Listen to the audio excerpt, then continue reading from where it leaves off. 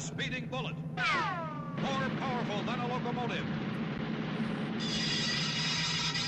able to leap tall buildings at a single bound. Look! Up in the sky! It's a bird! It's a plane! It's Superman! Superman, man of steel, Superman! Superman! Murphy, we're on. That was the listen for Krypto. It's the signal that the Man of Steel debate is about to happen in the fortress of internet-tude. We selected 3 contestants from the Phantom Zone Mirror of Thought to debate on our favorite red-caped, underwearing superhero, Superman. Will one of our contestants leap to the top of our debate tower, or will they crumble to the kryptonite of the speed round? Let's meet tonight's contestants. We have Jennifer Lee Rossman, a speculative fiction author with a knack for the weird and wonderful. Jennifer's work blends humor, sci-fi, and a dash of chaos amongst their many excellent live show react tweets. Hello, Jennifer. Hello. Thank you for having me here. Awesome. Then we have Jameel Robinson, a multi-talented creative force. Jameel brings insight, wit, and a fresh perspective to every debate with his true currency. Welcome, Jameel. Hello. And next we have Kyle Mitten, a super fan with a super plan. Welcome, Kyle. Well, thank you very much. First-time caller, long-time listener. The fortress of banter awaits. It's time for trivia debates. First up, we have our movie round. Now the question is, what Superman villain do you think needs to be utilized in a sequel to Superman? We'll start with Jameel. Oof. You have 4 minutes. Okay. Oh, 1 minute. Sorry. There you go. Okay. So, with the plot of James Gunn's new Superman film that just came out, I think the perfect villain in the follow-up sequel would be Mongrel. It continues the same themes brought up in the initial movie, which is legacy. His father was the leader of his species until he was overthrown with the help of the Kryptonians. His son watched the old details and learned about his father's defeat and learned about his father's ultimate weapon, the War World. As Krypton was destroyed, the key was set with Clark, and thus this is why they are in conflict. We have to delve into why was the Kryptons, who were supposedly imperial, help overthrow a tyrannical force. It brings up a lot of questions, and we're going to see them answered on film. Nice. Awesome. Thank you. All right. Next up, starting the clock, we have Jen. Jen, what Superman villain do you think needs to be utilized in a sequel to Superman? Toyman. Oh, cool. So, James Gunn is not afraid of being whimsical and weird. And I think that the Toyman specific brand of like delightful bullshit, for lack of would fit in nicely with the way James Gunn writes movies. Imagine Superman is about to defeat the villain in the sequel. He's about to take down Lex Luthor once and for all. And Lex's head pops off because he's a robot. And then you find out the real villain was behind the scenes the entire time. It just seems like it'd be a good, fun twist, and he'd get to pull in one of his fun actor friends to play him. Excellent. Well, thank you. Yeah. All right. So last up, we have you, Kyle. What Superman villain do you think needs to be utilized in a sequel to Superman? You know, I think it's pretty obvious with the way James Gunn is building towards it. It's got to be Doomsday. You know, he's got that Justice League International feel with the Guy Gardner. He's got the Justice League International feel with like how the characters interact with each other. And then last but not least, you know, Doomsday is that villain. Now, I'm not saying he's the whole movie. I'm saying that's like the first half. You can have a really good smash him, crash him, Superman dies, the whole world mourns, and then you bring in the 4 guys. You bring in Eradicator, you bring in Cyborg, you bring in Superboy, you bring in Clone. And then for that last half, you have them protecting Krypton, and then they kind of come together and defeat the final guy, and then Supes comes in with the Krypton suit. Black suit Superman will make the world just lose their mind. And if James Gunn is writing it, I'm pretty sure he's going to write it like any other film. It's going to be a lovey-dovey film. So at the very end of it, everyone's going to be like, oh my God, Superman's back. What are we going on to next? Excellent. All right. So if I recall correctly, Murphy's on the sidelines. We have 4 minutes of open debate. Is that right? That is correct. We're going All to go right. 4-minute open debate. The voice of God has spoken. All right. 4 minutes of open debate starting now. Everyone wants to be nice. The whole idea, I like the idea of Mongol, but the whole idea of Toyman, it kind of, with all these movies that are coming out, all these twists, that's more of a television series right there where you just came out with Jennifer. It felt like more like something you'd see in like the Arrowverse or something you'd see in something else. But Mongol's a good one, but what the hell are they going to do with the Supergirl? You know what I mean? Like that's what I always thought Supergirl would kind of go into. More of a spacefaring thing, because what does Mongol care about Earth? Well, very good question, and that's why I tied the key to Warworld was sent with Clark. So he just thought it was a simple key, and not realizing that it actually is the thing that activates Warworld. So that's the reason why. Doomsday, always nice seeing Doomsday. But we've had 4 iterations of Doomsday in live-action television, with Smallville, Superman and Lois, and then now also it's time to bring it into the big show. That's time to bring it into the big show. We don't. But it is the second. It is the second film. And as well. It's on Matt Snyderverse, like da da da da. And I'll agree with you one thing. At the end of the day, the only thing that was terrible with the Snyderverse was Doomsday. What that garbage was, I'll never know. But I want to see Doomsday wrapped in green, one hand behind his back, just tooling on Superman, and then I think that's the only way you can go. This movie, I felt Superman wasn't really Superman. At the end of this movie, I felt like Superman was just any old schmuck at the end of the day that had superpowers. He's a meta. No, he's an alien that's got stupid super strength. He's got vision. He's got everything that everyone wants. But I don't know. I just feel the second movie to kill off Superman again is a little too soon. Toyman, I do like a lot, and I do like the idea a lot more than I should, because I know what James Gunn will bring to the table with it. I'm just, the way I approached mine was just crafting what was established in the first movie and kind of moving towards the storyline of what truly is happening at Krypton, because right now that is a mystery that is like still up in the air. You still get the punchy. Are we allowed to do spoilers on this thing? That do what? Wasn't there? Yes, spoilers are allowed. Oh yeah. So didn't James Gunn say Superman was here to conquer us, like in Justice World, right? And then, kind of. His parents sent him with a message. This kind of goes back to what the hell is Gunn doing? Is he building a universe, or is he going to build injustice? Are we going towards the video games? So going back to like world building that you mentioned there, where does Mongol really fit in that picture other than Warworld and space? And let's give Jen a chance here. And how many people have heard of Mongol?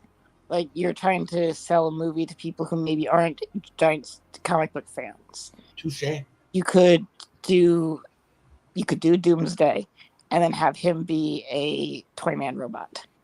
I want to introduce people. Like, I want more. Yeah. I want more, essentially. Like, I'd love to see a good John Henry Irons. I'd love to see a good Eradicator, like who you get, or even a Superboy. A cocky Superboy flying around there with the gloves and the jeans, and then flying around with Supergirl. I think Jen would agree with me in the sense that James Gunn is great at introducing characters that have never been seen before and really capturing the audience's perception, even though it seems really out of left field. Yeah. Oh, good point. All right. End of debate. This is tough. All good choices. We have seen a lot of Doomsday, but I feel like seeing a version of the Reign of Superman proper in a live-action film would be cool. I don't know if it should be number 2, maybe number 3, but I do like the idea for it. You that sexy black outfit, the Krypton. Everyone wants that slimming, sexy Kryptonian accent. 100%. Jen, I love the Toy Man. I think that's a really cool option. I do feel like if he were to appear in a Superman movie, he would probably not be the main bad guy, more like another bad guy that's involved in the action. I don't know if he's on that level. But the version of him in the animated Superman movie where he kind of looked like a toy himself, I always thought was really cool and disturbing. So I'd love to see that version of him. Jamil, I'm going to give it to you because I like Mongol. I think the idea of him having a parallel story to Superman, but with a father that he knew he was supposed to be a conqueror from the beginning, and the parallel between those two. And I also think that they need to do the "What do you get the man who has everything" in a live action movie. So my answer is son of Mongol. So eventually his father would come back and we would get that eventually. So if we had that story, I think that would be prime for a good James Gunn adaptation. Although the Justice League Unlimited episode is fantastic. Yeah. Awesome. All right. Here, Jamil, point 1. That's it. Pack it home. I think that's my only point. You put all your efforts into the first question, right? All right. Well, up to the second question. This is the television version. The DC television shows have brought in a lot of obscure DC heroes over the years. Which little-known DC character would you like to see given a bump and be featured in a Superman movie? I think we're going to start with Jen on this one. So my answer is a relatively newer character. She is Bia, who is a transgender Amazon. So the Amazons have like the Well of Souls, the Cavern of Souls, is where the souls of women who have died by violence go. And Bia is born from there. She is an Amazon just like anyone else. She is a woman. But her body went through male puberty before she died. Now, I think it's obviously important to have characters who go through transition arcs and who their friends validate them and everything. But the narrative, the plot actually says she is a woman because the Cavern of Souls says so. The lore built into the show, or into the comic book world, says what is a woman, whatever the Well of Souls says it is. And I think Bia would be awesome to be featured in a movie, just to say like, this is what a woman can be. Very cool. All right. Next up, we have same question to Kyle. Yes, I think this one is Arrow. The Emerald Archer, Green Arrow. Holy crap. Who would have thought that they could actually take this Hawkeye type character and turn him into a 7-series ninja star? So I really thought that they did Arrow amazingly in CW. They built out the Arrowverse, but that wasn't really the intention of Arrow. It was like, let's build a good story. So with Deathstroke and that first 2 seasons, I really see Arrow helping push other properties inside that less well-known thing, like Dina Lance. You can bring in lesser-known stars, his lovers, Booster Gold because they know each other. Kyle, I'm just going to give you a pause there. Jen's actually mid-watch of Arrow, so try not to spoil anything past like season 3. Oh yeah, just the first 2 seasons. We're cool with that.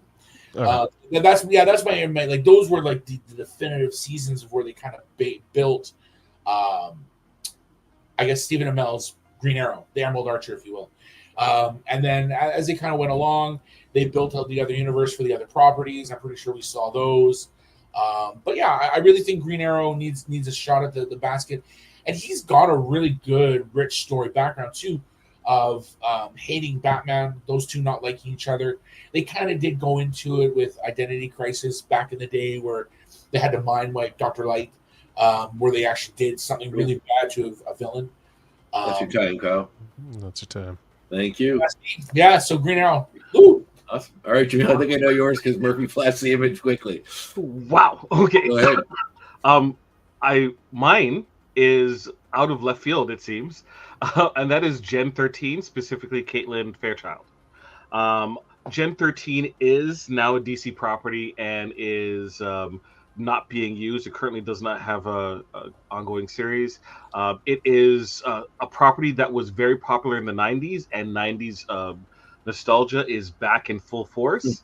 I think that the characters you have, if we're just focusing on Fairchild, she is a wonderful lead character that is young. You don't really have that many that isn't associated with like the Bat family or the Superman family, or isn't surrounded by magic of some sort. This is kick-ass lead actress or lead character who I think could be an interesting person that Superman can take under his wing. Gen 13. Wow, didn't expect that one. Okay, 4 minutes of open debate. Okay. Jen, you start this time just so give you some time so you get to talk, especially last time. So go ahead. Oh, Arrow isn't not obscure. It has 9 seasons of his own show, guest starring on other shows. How far have you seen it? How far have you seen it? I'm on season 4. Couldn't have been that good if you've only seen that much. I mean, like if you really, really liked it, you would have saw it back in the day. It's one of those things that you got to see it. And this is where I'm like, it's obscure. I'm telling you, like you could go to talk to someone about Green Arrow and they'd be like, who? And they might say Stephen Amell, but I'm saying, like, I'm telling you right now, that's an obscure character that's coming into its own on its own. I was kind of blown away by Gen 13. I'm like, who? Obscure! Yay! I know Wildstorm, I get it, but I'm like, who? Yeah. Jen, I've never heard of your character before. Very interesting, and I would actually want to learn more.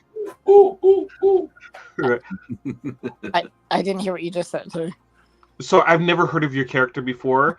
In and out of like current comics. So like it was all brand new. So absolutely hits the obscure character. My issue with Green Arrow is that although he should be in the movies, absolutely in the character that is featured, I don't know if it follows the spirit of this question, seeing that you have Arrow, was even in Smallville, was in a heavily used character in Justice League Unlimited. Great character though, but if you have a TV show named after you that ran for 9 seasons, if you have an Arrowverse named after you that for other shows, there's nothing obscure about that. But I think that's what brought him into the mainstream. It was around that time. That's when everyone started thinking, oh, Arrow, Stephen Amell. That's where people were like I think he started it. He was the reason that obscurity isn't there anymore. And that's why they really need to throw them into the movies. Because it's lost property, like really great property. And I'm all about the Benjamins. Like what's going to sell to the people. And it would have been awesome. Could you imagine Stephen Amell popping up on screen right now as the Green Arrow? I'd buy it. Yeah, it's definitely, he made it not obscure. Your character, what was it? The brand? Bia. Yeah. It's a scary subject because I don't want to say the wrong thing. It feels more like an Easter egg type character. Like you'll get her, like you'll have a Wonder Woman movie, and then she'll be like, Bram's over there. And then people are like, "Oh yeah, Bram!" And and then you look at Gen 13, and I'm just like, "Okay, Gen 13, yeah." And then James Gunn making promises like, I was disappointed when I didn't see Authority. I don't know about you. Like when they said Authority was coming out, I was just like, he couldn't make it work. He says they still can. But I will have to say, obscure characters are a gold mine that is just waiting to be mined. Like, who would have thought Jeff the Land Shark would have blown up in popularity 4 years ago versus now? Which I can absolutely see that him having his own TV show. He's outselling major characters. Jeff the Land Shark, Marvel Rivals. He's only created for that, wasn't he? He wasn't a character before. No, he was a character before that, I'm pretty sure. Okay. Yeah. Wow. So obscure characters, I don't think should be Easter eggs, should be, can take up space. And for me, it's Caitlin Fairchild, obviously. I think Gen 13 needs another run. Oh, What's your code name? this is tough. Mine? Her name is Fairchild, just Caitlin Fairchild. Fairchild. That's her. Oh man, friggin' Jamil came to left field with the old Wildstorm property. I forgot the Gen 13 existed until you brought that up. I was like, oh right. The next option was Karate Kid. Oh, actually, that would he'll probably show up in a Supergirl movie if they go with the Legion of Superheroes. Yeah, but I assume that would come at some point. This is tough, guys. I mean, I would like to see something more akin to the Just League Unlimited version of Green Arrow with the the kind of super lefty rich guy that's like that version of him, which I always thought was really cool. Foil the Batman. He's the foil of the Batman. Yeah, like version would be cool. I don't know if he's I wouldn't call him obscure, but I do like Green Arrow, and I think it's a solid choice. Jamil Gen 13 is really cool. The whole team, I think they should just give them their own movie, though. I mean, they could totally. They don't need to be in Superman. They're strong enough on their own, I think. Although I want to give it to Jen. I think Bia would be a cool character. I think it might be an interesting way to bring Wonder Woman in, or at least connect it to Wonder Woman, if that's how they're going to do it whenever they get to it. But I'm unfamiliar with this character, but I want to know more. So it sounds interesting enough to me. So yeah, I think she showed up first in 2021. Really? Okay. Wow, yeah. That was cool. All right, up to the next question. This is our music question. What Superman villains would make the best emo rock band, and what is their name? Kyle, you're starting. Didn't I say Manchester? Uh-huh. Manchester Black, right? From the British. He's the Brits, yes. Yeah. I remember watching these guys for the first time, kicking the crap out of Superman, and he just gets tuned on. And I was shocked. I'm like, how did this Brit come out of nowhere, kick the crap out of Superman? And he's always just down and dark. Always, he's got these raw, kind of black wit from Britain. And I thought, okay, this guy, I could see him kind of singing like Oasis, U2 type, Deftones type kind of guy with his band. To be honest, I don't remember who these guys people. That's how much of a flash in the pan they are. The only thing that stuck out with him is that Manchester Black's from Britain. But on to you guys. Yeah, that's a good choice. Actually, I always thought his character would be interesting to put into the Superman universe that James Gunn is building, because that whole initial storyline where he represents like the dark, gritty hero versus the happy-go-lucky version of Superman, and what's what there is always really fun. So thank you, Kyle. Great choice, Jamil. Alrighty. You see a common theme with a lot of my choices, and my group is after Intergang. Intergang logo. That is an Intergang. That's Gen 13 again. It's a Gen. These guys. Okay. So let's start breaking down some of the elements of Intergang and emo. Okay, so emo is characterized by its emotional and confessional lyrics. The term inter, right, usually refers to the term between, among, and often indicates a connection or relationship between two or more things. A lot of emo groups or fandoms usually refer to themselves as gangs. So now you have Intergang. This they've named themselves after this organization, worldwide organization, who is often looked at as criminals. In the comic books they are, but they are together working for a common cause. Intergang. Very cool. Thank you, Jamil.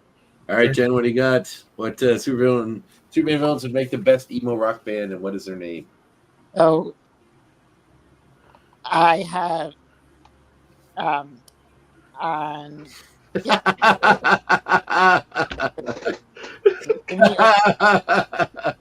Sorry, continue. Jimmy Olsen Eat World had that guy. Silver Banshee on vocals. Insect Queen on drums, and because she has extra hands, she can play extra drums. And combination of Livewire and Brainiac Queen, I want to say Galacticus Queens, in as electric guitar, synthesizer, anything else you can plug in. I think I took a completely different route to get to my band than you guys did. Hey, practical's important. Oh, that's cool. Oh man, Jimmy Olsen World's a great title. Okay. Oh, Where'd my face go? There you go. Is that time? I don't see the timer. Okay, right. All right. Sorry, I'm having some technical difficulties, but yeah, that was time. We're moving on to open debate. Open debate, 4 minutes. Wait. Switching things around. I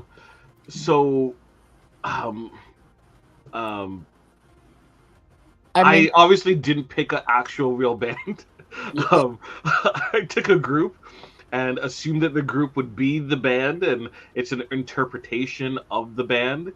But I will say that the lead singer would have her use the name of an intergang leader, Whisper O'Dare. I wasn't sure if it was the new Linkin Park or not. You went really in depth with that name. I went, gang. All right, let's just call them Intergang. The fact that you're also naming them, they're not really criminals. Yeah, that's right. They're mobsters. They're businessmen. Legitimate businessmen in the neighborhood. The Jimmy Eat World, Captain Kirk, would do him proud. I did not know Jimmy hooked up with so many girls in the DC universe. Honestly, that looked like his hit list there. I'm just like, oh my goodness, everyone in it. So at the end of the day, Jimmy Eat World, that was a good one. I really enjoyed that one. The misunderstanding of the Intergang, like, oh yeah, that took me for a depth. But I'm really not pimping mine out too much because I'm more of a North American rock group kind of person, and I really couldn't put any of those similarities together. And with everyone talking about Oasis recently and everyone talking about the Brits, I thought, oh shit, we gotta do the Golden Bollocks. Did you come up with the name? The Golden Bollocks. Did you come up with the name for it? Yeah, of course. That's a great name. I would say that Oasis is not emo, but more Brit rock. Yeah. And so Manchester Black, yes, absolutely fits the bill, but your description pointing it towards more of the British, psychedelic Beatles sound is not really emo, right? He does wear black. He does wear leather. So that works, right? But I don't know if Manchester Black was known for being extremely emotional and expressive in terms of his feelings. So that's where I would kind of like, And the question is, what villains would make the best emo rock band? Not which ones are the most symbolically emo. It's who would make the best rock band, and I picked ones that actually could play these instruments. Yeah. Oh, Nadia, that's impressive. Oh, okay. The Intergang now you're talking about these guys. Can we see hers again? The lead singer is Whisper O'Dare. Whisper O'Dare. There we go. For Jimmy Olsen Eat World is Angela, Brainiac, Silver Banshee, and Livewire. Is lucky guy. Yeah. So amazing, I must say, great choices all around. I like the Golden Bollocks poster the best. Like, that just looks neat. Panel right out of the comic. Mm-hmm. All right. Did we get anything else? Oh, we're capped. All right. We can stop early. Also, tough call.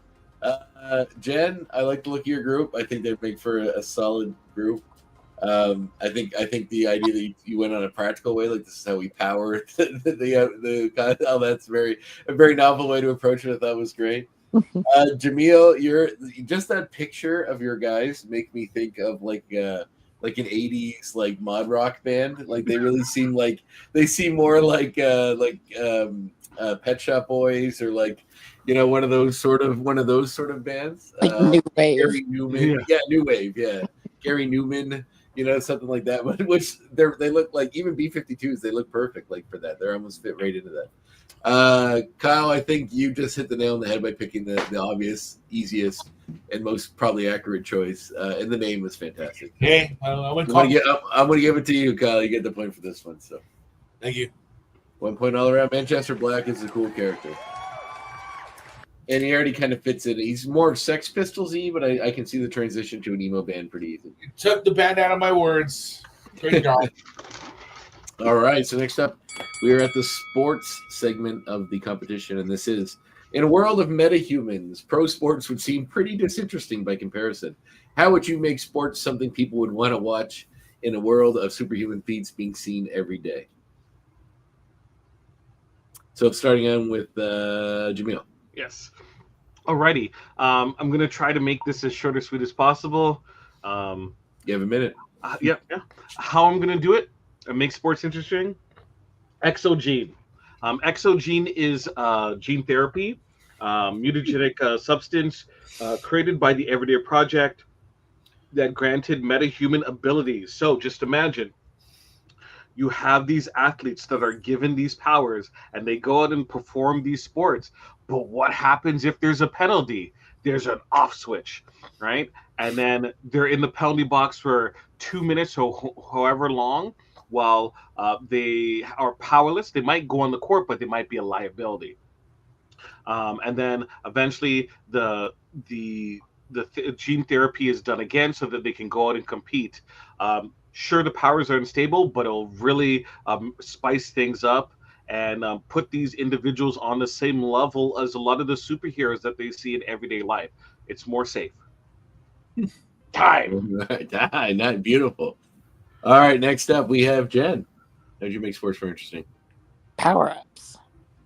You, just like in a video game, if you do a certain thing, you get a power. You get 3 goals, then you get to bring in one of your like each team would have a roster of superheroes for playing for them. So on your 3rd goal, you get 10 minutes of your superhero playing for you. You get to pick your superheroes before the game, judging on what powers you think would be most useful. We're playing against this team who has a lot of lightning-based people. We're going to bring in water people. You could have offensive or defensive powers, and it wouldn't level the playing field, but it would make the playing field a hell of a lot more interesting. Very cool. All right, Kyle, how would you make sports more interesting in the world of superhumans? So it's got to be the department of metahumans in the league. So no flying, no super strength, no teleportation, no things that give that advantage to the other team. Yeah, we got to limit these powers. I really like the idea of having someone, that can come to the field and, be able to compete with everyone. It's got to be a level playing field. But as soon as you kind of give that advantage of teleportation, it's just a whole other game. So you could I would suggest we do the league that we curtail things. And then, if you want to do another league and do superpowers. But I think for the NFL right now, we can't afford to have teleportation. We can't have super strength. We can't afford, because we can't have Tom Brady being smoked by a superhuman at 100 miles an hour. You're going to break his arm or something like that, right? We're going to have too many injuries, and it's just going to be an insurance issue. The payouts would be amazing. We don't want to have to deal with that. Contracts would have to be rewritten. Just imagine Tom Brady loses his arm, still a quarterback, or take a linebacker. He loses a leg because someone was coming at 120 an hour at super flying speeds, takes out the leg, and then just imagine if you have a guy that's got super strength and he comes along and and sacks your quarterback, and he breaks his back. What are we going to do now? I can't afford 4 or 5 different quarterbacks. It's just impossible. So we got to think about the owners. We got to think about the fans, because the fans will be definitely entertained. There are other superpowers that are going to get through, like some dude who's maybe made a slime. I don't know, but I like slime dude. You got my vote. All right. 4 minutes of open debate, I believe we were at. So go. Just imagine Tom Brady with Plastic Man's powers. But you're crazy. Performance enhancing drugs? Oh yeah. Do we know the side effects? There's an off switch. If there's no side effects, I'm okay with it. But if it's like, could you just imagine like something going wrong? Oh, this dude, like, he becomes rock and he doesn't become rock. His powers don't revert and he's stuck like that forever. There's an off switch. The actual gene was specifically made so Luther was able to turn off the powers of the individual, and did it multiple times, right? But did he lose control of it? No. Basically, they were shut down. He could lose control of it, so there's a compliance issue there. Well, we have redundancies. They have the call center in Toronto. They make the call up north to say, okay, please turn off the powers. Oh, you're thinking 45. No, I'm thinking international. Come on now. They're calling up like Mexico. It sounds like as much of an insurance issue as what Kyle was worried about. Like all the money. Like, can you just imagine some dudes coming out like? But okay, let's apply it to hockey. Okay, some dude like Iceman doesn't even need to have skates, comes along and hits a guy 100 miles an hour because he can body check the dude, or the immovable force comes across the immovable force meets the object. The insurance, or the buildings. The buildings taking these like just getting smoked. Like, oh, it's like I think people are willing to accept a dangerous product. What was the most popular period of time in recent time period for baseball? During the Mark McGwire, Sammy Sosa baseball race. That's because they're hiding it. And if they're good at hiding it, okay, I get it, but like Barry Bonds too. People have never been afraid to watch a sport that's dangerous. People watch NASCAR knowing that there might be a crash. I see the enhancements, performance enhancing drugs, and then the pop-ups. That's an interesting one, but it kind of feels like Call of Duty. You get a rewards crate. Oh, hey, my squad just showed up. Call of Duty is one of the most popular games in the world. And you're gamifying it. It definitely does make sense in my mind, but it kind of feels like you get the hat trick, and all of a sudden you get like 3 shadows. Well, you're concerned about if Tom Brady loses his arm, he comes back next season as a cyborg. He gets to be the power up. Like, if we're already in the situation where we're giving powers and turning him off, he's just gonna rip the arm off and just attach on a cybernetic arm, probably, or something like that. But that brings up a whole other ball of wax too. We're talking metahumans, but if we're gonna talk cybernetics, maybe that's the game changer, right? Like, if you're gonna allow metahumans in the league, okay, we're gonna have cybernetics so that your boys can catch up. And that's what I kind of see your PEDs as.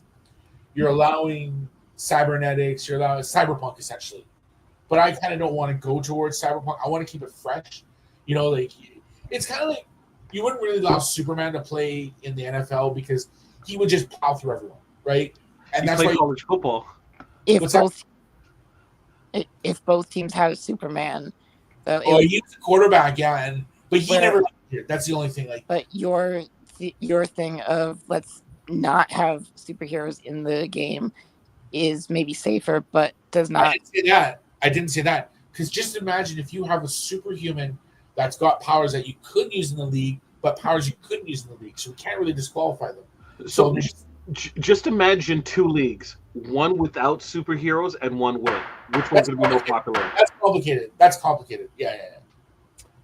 Okay. Hard choice once again. I like the power up option that you could like run a base, jump up, hit a box, and then like a hero pops out and helps you for a bit. I think that's pretty fun. Although I'd hope that in a world of super metahumans, they would be too busy saving people, but who knows?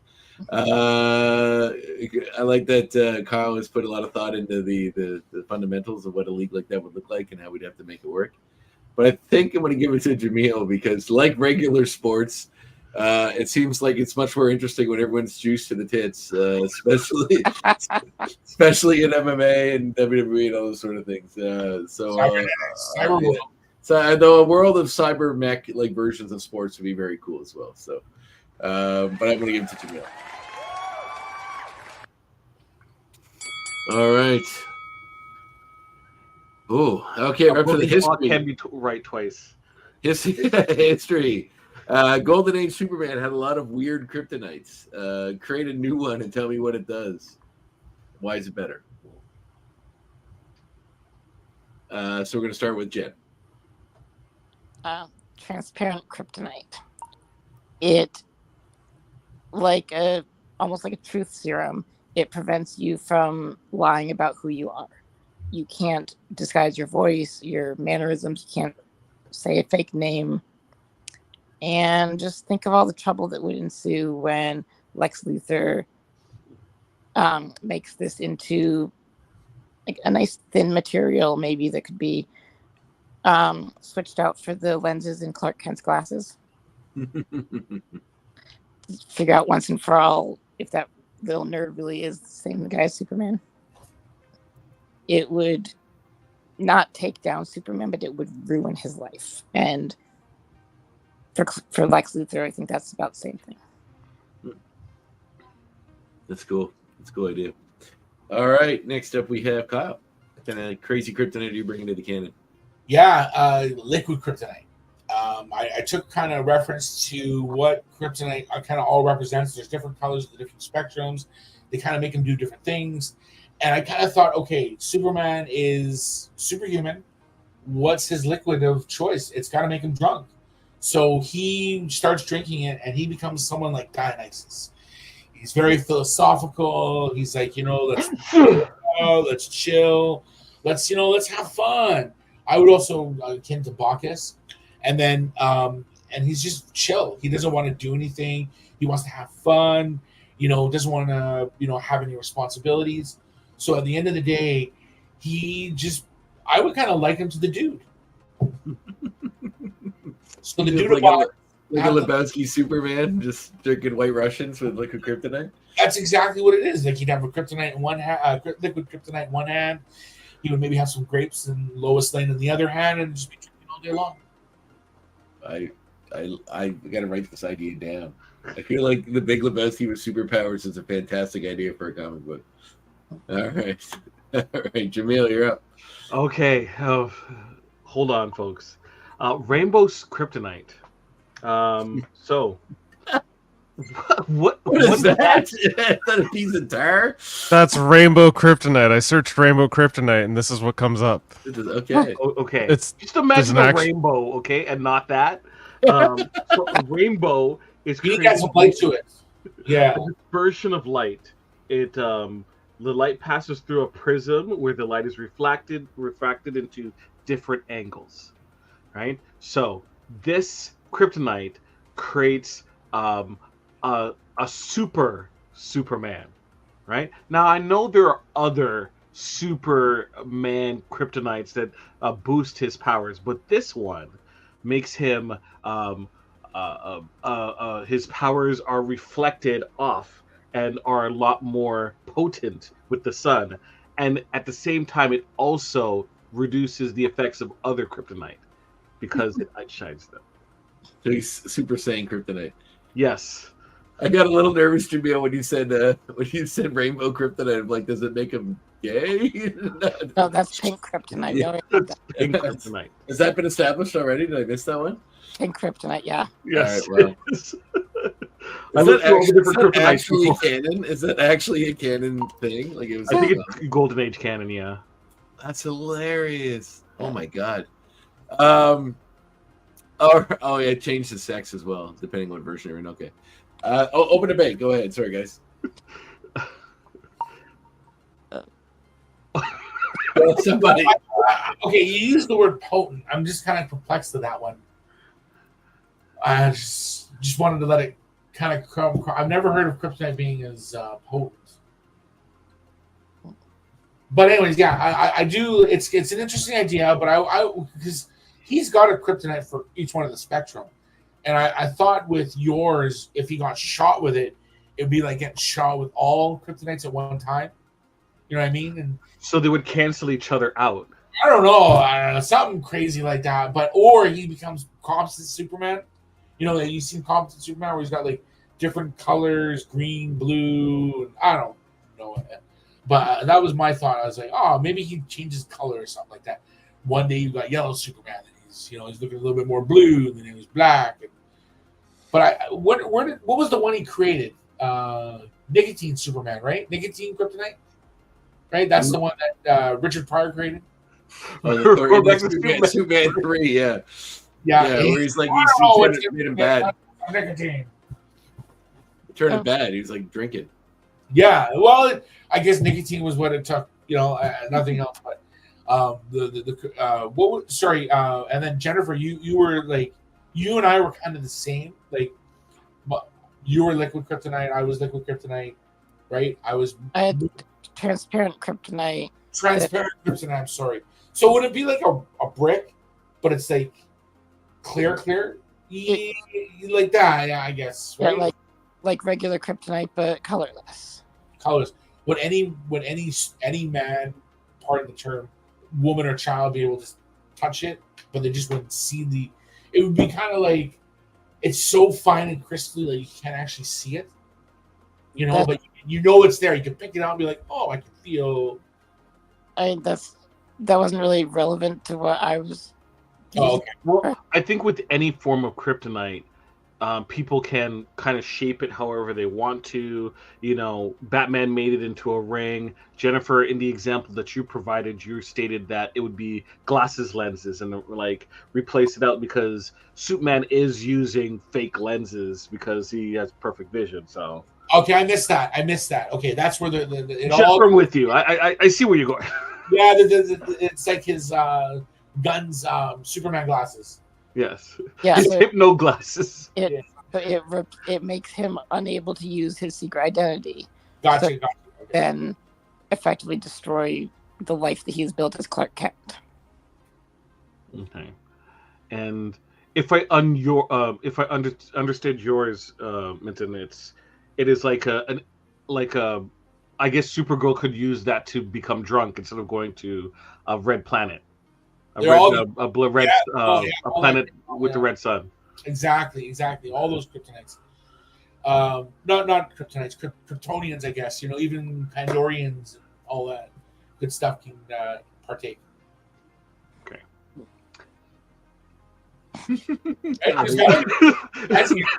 Wolverine can do it. Someone else got to be able to do it.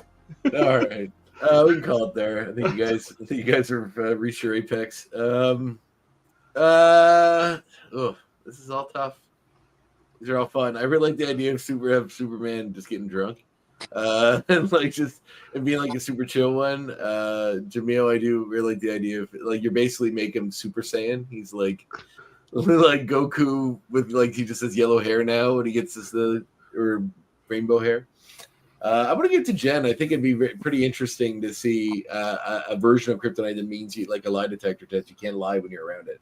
I think that if you expanded on that idea, that would make for a very interesting concept, especially when Superman's whole thing is hiding his identity. So, all right, Jen, congratulations.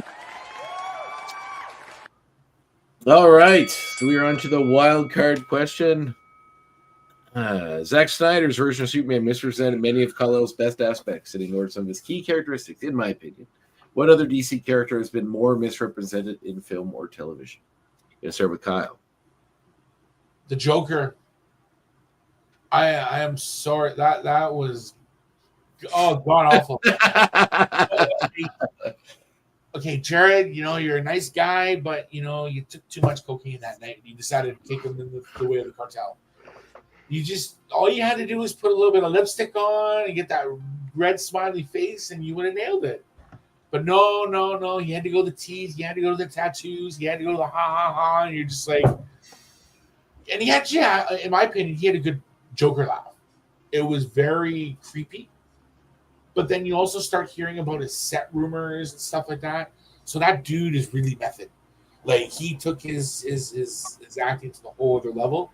You gotta respect him for it, but like, I'm a huge George Romero fan. Not George Romero.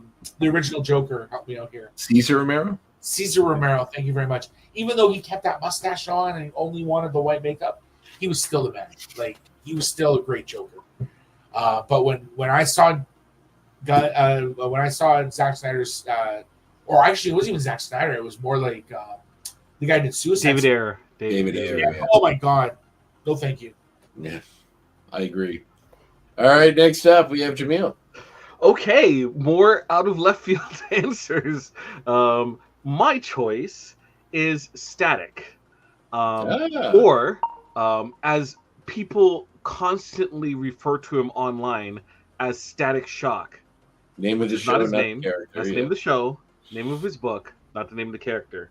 The show, although very, it captured the imagination of a lot of younger individuals, was very heavy-handed and I would say sometimes very sloppy with its messaging, and which kind of really limited the overall appeal of the show. Then at the same time, it combined various supporting characters, combining them into one. So, for example, Rick is a combination of Larry and Rick. And you had, I feel, a lot of the greater elements of the character, which is his origin and the gang war, and also Rick and his emerging sexuality were kind of toned down. Was he featured in the Black Lightning show? I never watched it. Okay. All right, Jen, you're up. So I picked specifically from Man of Steel, Jonathan Kent, because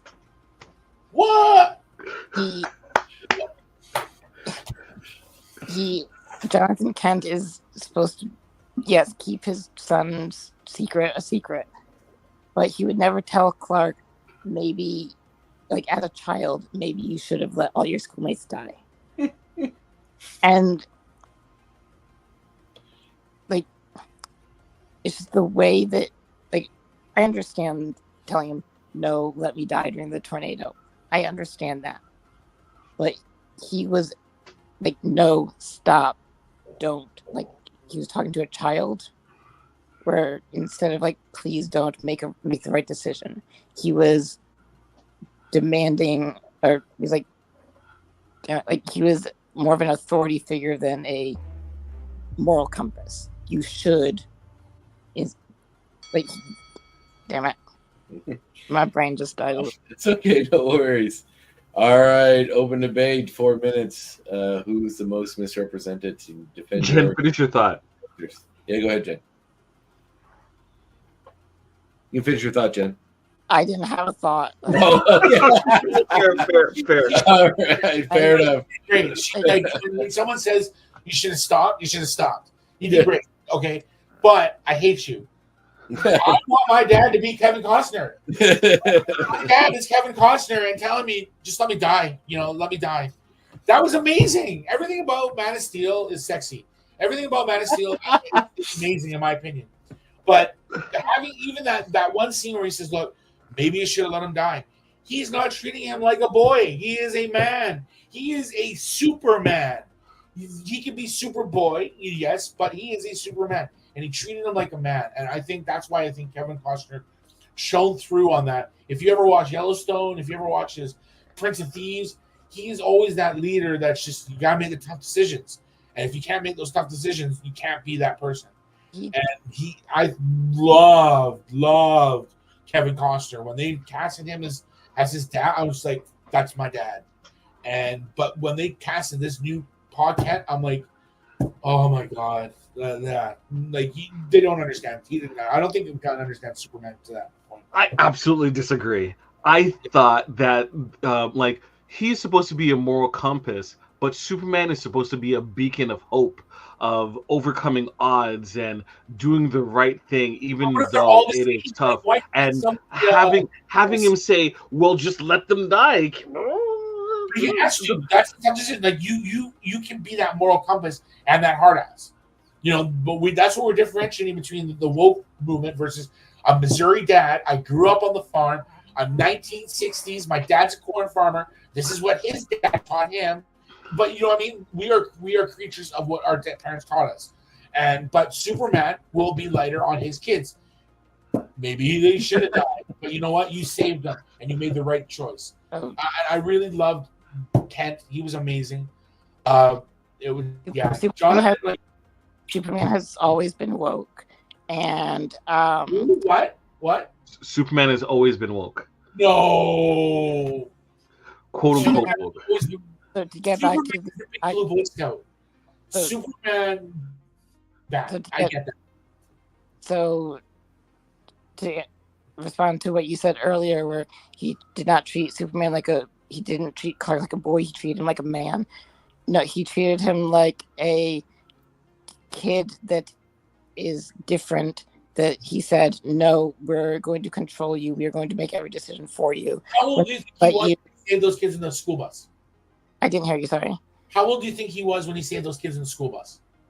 I don't know, I'm not good at judging ages. I would say he was 14. He could have been 13, prepubescent. Like, I'm about to drop, my nuts are about to drop.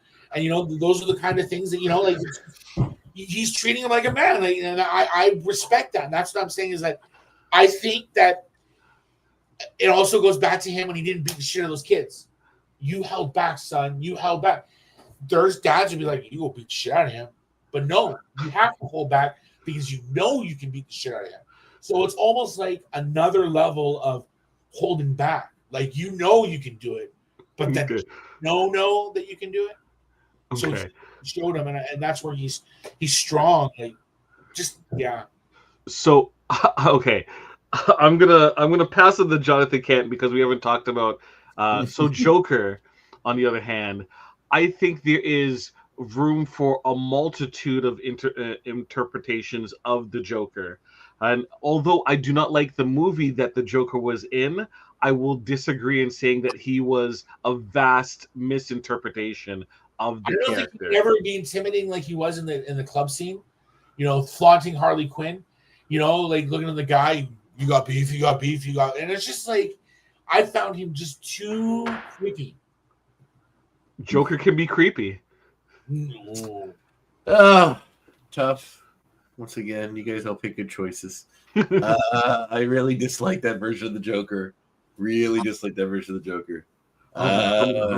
Jamil, I've never actually watched Static Shock or read the comic, but his appearances in Justice League occasionally when he showed up in it, and I think of Batman Beyond because he was in there as an older person, wasn't he? Yes. We're cool. Jen, I think of all three options, I hated that version of Pa Kent the most as well. I don't know, man. Like, I want my happy, folksy Pa Kent that tells you to go save as many lives as you can. Yes. So I'm gonna give it to you. That's the Jonathan Superman in my heart. One I wanted. Well argued, everybody. Fantastic job. All right, so we on to the speed round now, right? Is that correct, Murphy? Yes, that is correct. With that, Kyle, you unfortunately have been eliminated. Oh, awesome arguing, Kyle. You did fantastic. Yeah, you're welcome to hang around if you want to still join in the fun, but no worries if you got somewhere to be. I'll dial off. Thank you very much, folks. We'll talk soon. Thanks, no Kyle. worries, sir. Thank you kindly. Bye. All right. So speed round. Basically same game, but a little faster. 30 seconds for your opening remarks, and then 15 seconds rebuttal. One rebuttal each. You allow Andre to read the question, and Brandon we'll Routh. be there. That's my answer. So... Brandon Routh. What did he say? Brandon Routh. That's my answer. All right. Speed round. Question number 1: movies. With the Supergirl movie coming out in 2026. Give me a second. Give me a second. Sorry. Right there. Sorry. Too fast. Too fast. I gotta play the cues. All right, hang on. Now it's there we time go. for the speed round. And bam. All right, here we go. All right, with the Supergirl movie coming out in 2026, who's the better villain to be the antagonist of the film, Silver Banshee or Emerald Empress? Silver Banshee. I guess by default, Emerald Empress. All right. So Jen starts, right? Me, yeah, Jen will start. Jen, you can start talking. I gotta put up the timer, but you Alright. can take advantage of my sloppiness. Go for it. Oh, I don't know who the Emerald Empress is. So, Silver Banshee is. I don't know how to argue this. But, Why do you like Silver Banshee? I just think she is like. It's cool to have something from like Irish mythology that is just like a badass. Like, oh, it's supposed to be like, oh, a mournful thing. Like, no, we're gonna make this into a villain. We're gonna take your sadness and weaponize it. Yeah, cool answer. All right, Jamil. Why the Emerald Empress? Well, the Emerald Empress, emerald green, is associated with kryptonite. And even though I don't know what her powers are, I assume it's connected and therefore can be a much deadlier villain. Okay. Just The Emerald Jamil, Empress. all right, hang on. We'll make a slight amendment to this. Jamil, if you can think of any other villain other than the Emerald Empress, we'll go I would with even that. I would even say Brandon Routh. I can argue Brandon Routh better than Emerald Empress. Make Brandon Routh like the Earth 1 Superman that's like old and angry. Just I guess Livewire, I guess, is another one of the rogues, I guess. You go ahead. Oh, Livewire. Even though Kryptonians are invulnerable to a lot of things, still it's shown that high levels of electricity can still impact them and still hurt them, and also becomes a very hard enemy to capture, as shown through the Supergirl TV show. So I think not necessarily being able to punch, but to outsmart is important. 15-second rebuttal, Jen. I love Livewire, but I feel like she can just be defeated by large amounts of water. Just go stand in the middle of a puddle and wait for her. All right, Jamil. Fair. 15-second rebuttal, Jamil. But it isn't necessarily a head-to-head confrontation, but more or less saving lives. And if Livewire is threatening the city, then Supergirl obviously has to go to where she is versus where she wants to capture. Livewire's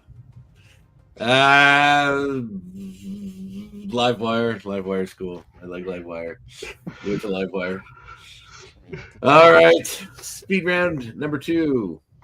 You good? Oh, okay, I'm hoping for Brandon Routh. I'm trying to... No, I don't think that's going to help you anywhere here, buddy. Sorry.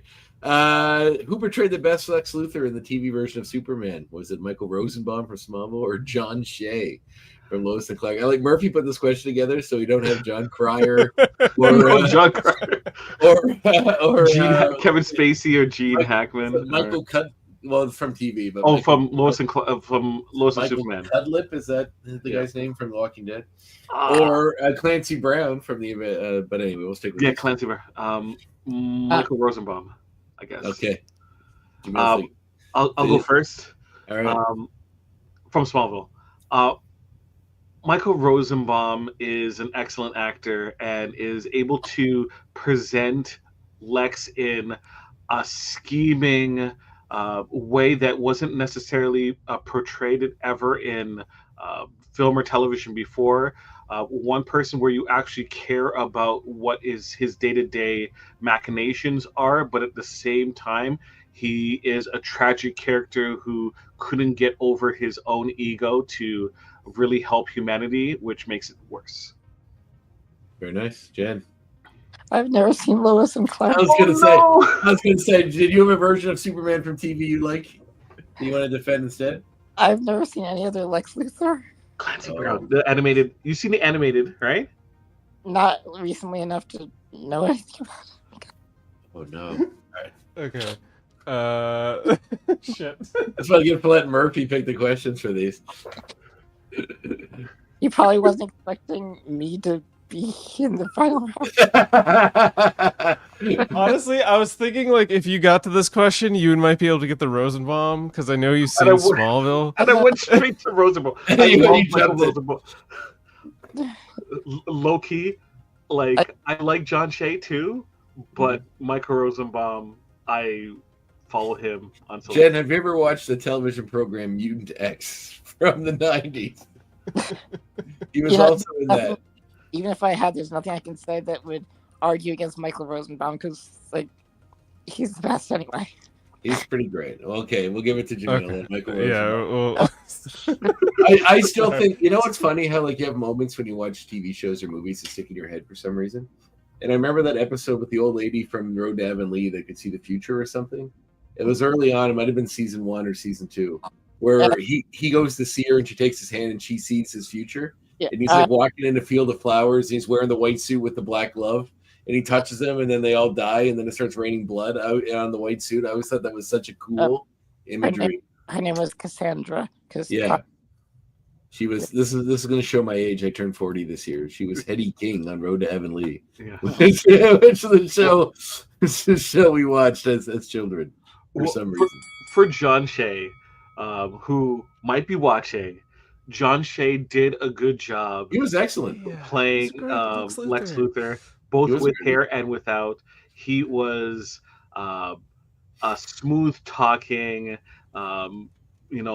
mustache twirling without the mustache villain that, was a more modern Lex Luthor after the Gene Hackman kind of very goofy presentation.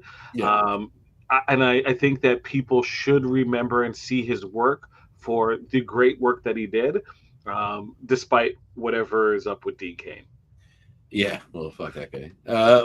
What I really want to see depicted in a movie is like in the 90s when Superman, like when they had the huge long red hair and big red beard Lex Luthor. Do you remember like that one? Like we haven't seen that on film yet. He was like slightly younger. Supergirl was working with him, like, and it was like a very Matrix Supergirl. Pardon? Matrix Supergirl.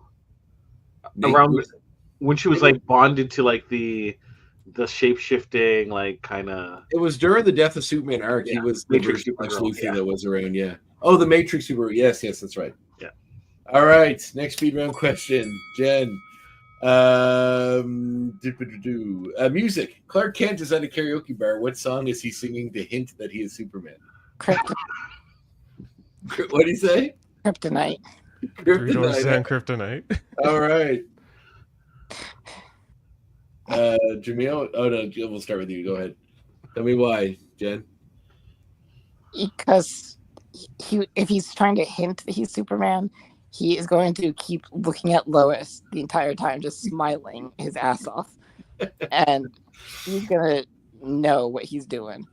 Everyone else is going to be like, he wouldn't be singing this if he was really Superman, right?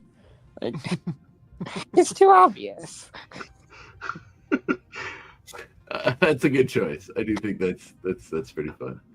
All right, Jamil, what do you got? I'm trying to.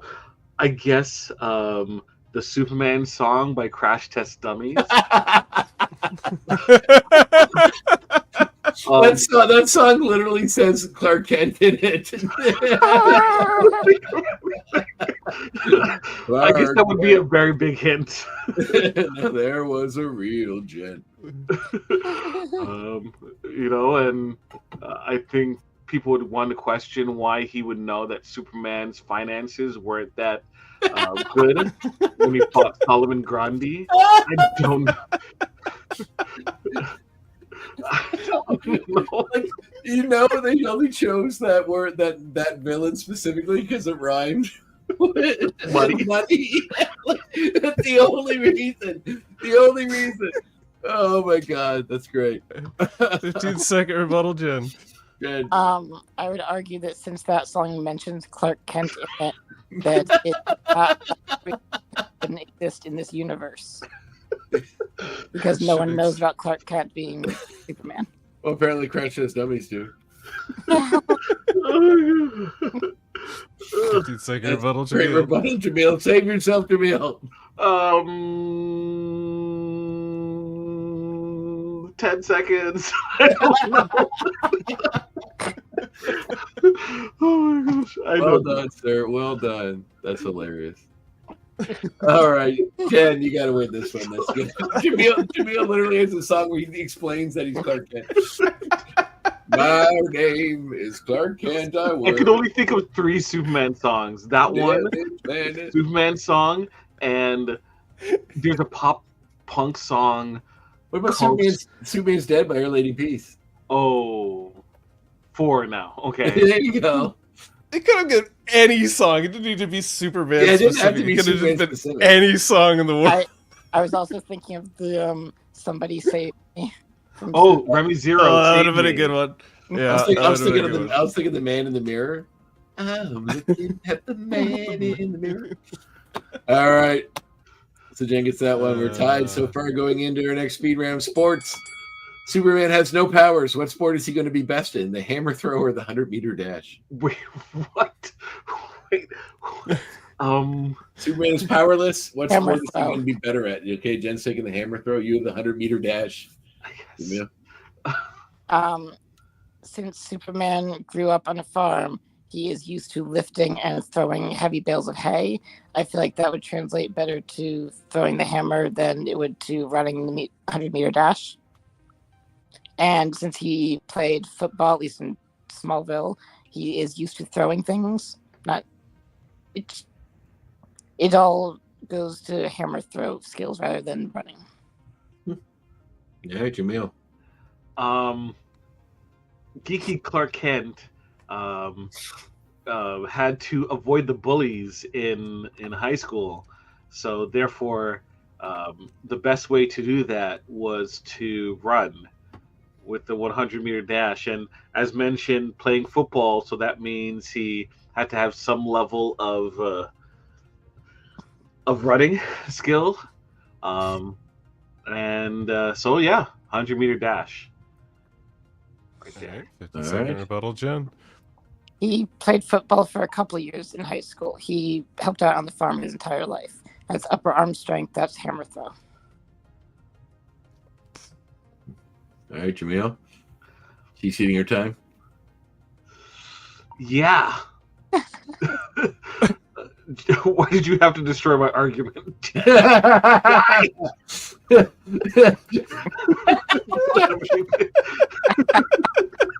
This is awesome. This is going very well. All right, Jen. If Jamil can't even respond, you win. You just have to win. I mean, Okay, I just gotta hold out that Brandon Routh is the last question. there's no. I'm gonna give you a spoiler. There's no answer coming up that Brandon Routh could be your answer for. No. I'm going to say Brandon Routh immediately. Yeah, if one comes up and Jen jumps in and takes it, that would be amazing. All right, our next up is history. This is my favorite question. In the comic series Superman Red Sun, Superman crash lands in the Soviet Union instead of Kansas, United States. Name another country that could have benefited from Superman crash landing there.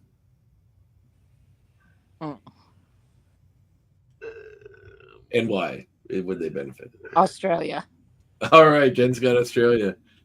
Superman's throwing another shrimp on the Barbie. Let's go. At a certain point in history that I cannot remember in Australia, they had the Emu Wars, where they went to war against the emus for what they did.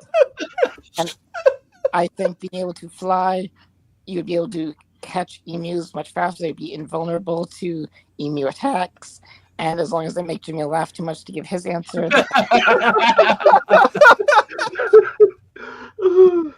This is true. I'm looking this up. This is true. Yeah. In 1932, it involved the deployment of soldiers armed with machine guns to call large numbers of emus that were damaging crops in the camping district in Western Australia. The emus, however, proved remarkably resilient and elusive, outmaneuvering the soldiers and leading to a humorous military failure. Jen, Where is this movie? Jen. Where is this movie? the sad thing is, I know a lot about the Emu Wars because I have a friend from Australia. So once I heard that, I'm like, oh no, what's something else I can think of? What country got your meal? Canada. All right.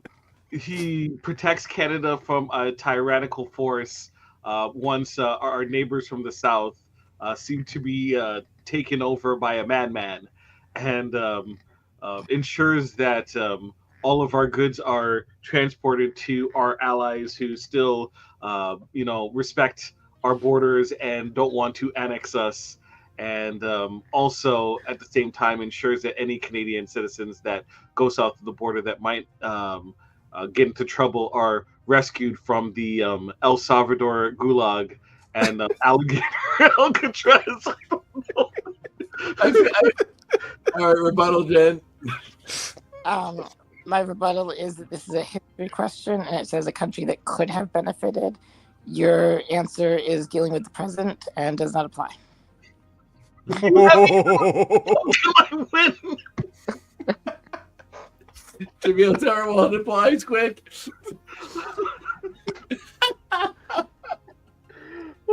I cannot think of anything against emus. I cannot. Neither could the Australian government. They literally still talk about it to this day. My friend talks about the emu war constantly. Mm-hmm. Oh my god! It's still been a problem up until the 1950s.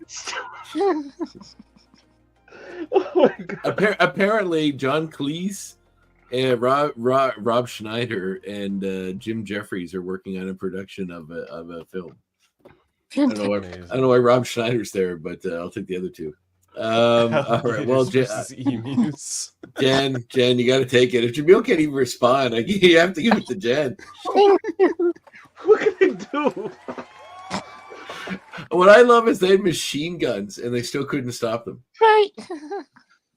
And then they tried to do it again and later, and the government said no and put in a bounty hunter system. Yeah.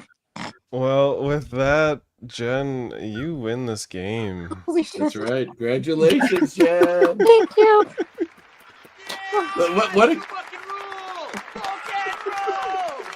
What a great strategy is just to show the most ridiculous shit at Jamil, so he just laughs uncontrollably and can't finish the sentence. With the Judge Doom technique. The shave and a haircut. The emu war. Mwah, I must say, chef's kiss. Incredible work. Incredible work. That is spiking the football. It's over my body. Oh my gosh. GG. GG. Wow. Wow. That was truly unexpected. Good job. Excellent. Not saying that I didn't expect you to win, but the emu war is what's unexpected. That blasted me out. I never thought we would ever talk about an emu war on one of these. I never did. So yes, Jennifer, you are our episode winner. Congratulations. New UFP podcast just doing an entire oral history of the emu war. Start to finish. No, stay. They came and ate the crops. There's a lot of history here.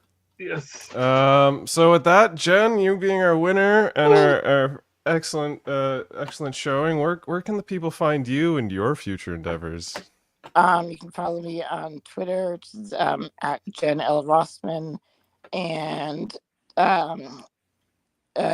Jennifer Lee Rossman blogspot. And if you go to and find the link to my blog, my brain just so fried right now. If you just Google my name, you can find my books on Amazon. I have a disabled superhero anthology I edited called Mighty. We'll put the link in the comments of the show after this. Jamil, thank you for stepping in and being a super friend. Where can the people find you and your endeavors? You can find me in my podcast, the True Currency Podcast, as currently at one episode, or is it two? One episode. Just like Superman Returns, it's taking like 10 years for it to come out. And is Brandon Routh in it? Brandon Routh should be in it.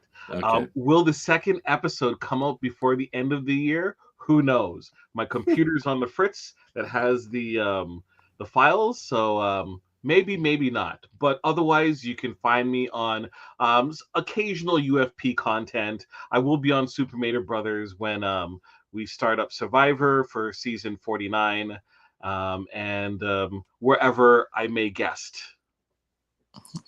I fought with my father during the emu wars. He told me enough. He told me an emu killed him. Brandon voice the Brandon Roth should voice the emu, yes. No, Luke, I am that emu. No. And to the excellent and always awesome host that is Andre Mayette, thank you so much for taking the time to do this. Where can the people find you in your future endeavors? Facebook, Andre Mayette. I think there's like an Art of Andre Mayette page that I rarely check, but you can check me out there too. Mr. Mayette on Instagram. I think just Andre Mayette on Twitter, The Bad Place, and I think I'm on Blue Sky too under Andre Mayette. I don't use Blue Sky and The Bad Place that often. Or really at all. So Facebook's probably the best way, but Instagram also. But you can also check out my podcast. I have two. I do with one with Davin Skellhorn, X-Rated, the X-Men Anime Review Show, in which we watch all the old X-Men cartoon, and then we move past that, did the movies, did the new X-Men 97. Now we're doing X-Men Evolution. I'm still on the podcast, so I gotta go. Okay, see you later. Bye. Oh, you're talking to someone else. And then sorry. Yay! I'm like, get out of here. And then the Graphic Histories podcast, in which I interview great folks like Jen Lee Rossman and Jamil someday if he ever can get his shit together. A lot of people are asking for that. I have a lot of missed calls regarding that. I didn't even have Old World Mind on there. If he wants to come on, I'd love to have you on someday. If you want to talk to me about things, Lord knows sure. what running a United Federation of Podcasts is an interesting tale. I think we can get to that. Sure. Is that a Haku tattoo on your arm? Yes, it's a whole. Oh my god, that's amazing. Yeah, that's fantastic. I came up with the design, and Inshan Ali, the most amazing tattoo artist, did this, and he also did my Buster Keaton tattoo from The Cameraman. I mean, that's obviously Pee Wee Herman. I'm just he looks at it like, oh, although was I wrong this whole time? No, the fact that Paul Rubin never did like a Buster Keaton biopic is kind of a robbery. It got kind of sidetracked, unfortunately. Yeah. What with him being dead and whatnot. All right. Well, thank you everybody again for joining us for Trivial Debates. It was a super fun episode of the Superman edition. Again, we were episode 96 of Trivial Debates. If you agreed with our host's questions or any of our contestants' choices, please let us know in the comments. Share your thoughts. Let us know your answers. And hopefully be able to join us. All you got to do is subscribe, like, follow us here. Strictly here on YouTube, because I can't be bothered to put this anywhere else. So yeah, I'm not sure what the next episode was going to be. It was going to be Frankenstein, but I think I'm shifting. Jody and Adam wanted to do an episode, so I got to talk to those gentlemen and see what's coming up on the horizon. So stay tuned. I don't know if I have time to do another one, but no, you're good. I'm I would like to do a Frankenstein one though. If it gets kicked down the road for a while, I'll be a part of it. I'll kick the Frankenstein one down the road because it was going to be like an anniversary for Frankenstein next month, and I was like, they have the movie coming out later this year. The new one looks fucking cool. So I might switch it up and put it around then, and hopefully I can find a cast of people that want to talk Frankenstein. I got a Frankenstein tattoo. I don't know if you can see it here. Hey, there you go. Our views for free. For free? We got all right. We got toe imagery. Now you guys know that I'm canceled during this entire episode. All right. With that, thank you all. I'm playing the outro, and I'll see you at the next episode of our fantastic debates. Thank you again. Beam up some Star Trek content with Live Long and Podcast. Tune in to X-Rated, the X-Men animated review show. Artistic interviews with graphic histories. A roundtable movie discussion with Hey, did you see this one? And movie reviews with Hold Up, a movie podcast. And while you're at it, spin a few records with Eamon on Track. Watch us duke it out on Trivial Debates. And let's chat about TV with the Super Mario Brothers. It's all here on the United Federation of Podcasts.